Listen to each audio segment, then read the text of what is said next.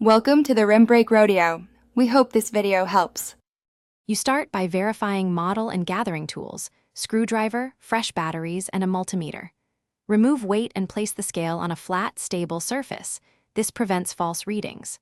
Once done, open the battery compartment and inspect for corrosion, loose springs, or swollen cells. You should replace batteries even if voltage looks okay. Make a quick note of any error codes or odd display segments.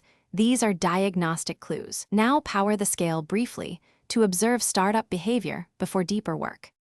You continue by carefully removing the base screws and lifting the cover. Take photos so you remember cable orientation.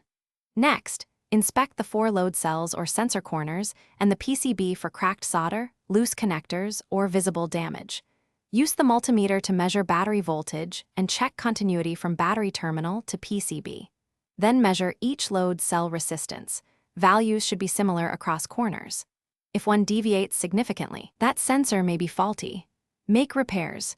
Reflow solder, receipt cable. You finish by reassembling the case, ensuring no wires pinched, and installing fresh batteries. Follow the manufacturer calibration sequence.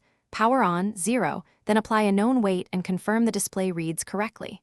Test with 5 kg and 10 kg weights to verify linearity. If readings jump or drift, make sure contacts and connectors are clean and the frame sits flat. Poor grounding or a loose load cell is often the culprit. If instability remains, consider replacing the PCB assembly. Tip: intermittent errors often trace to a single loose connector. Receipt them. Thanks for watching. Consider subscribing if we helped you.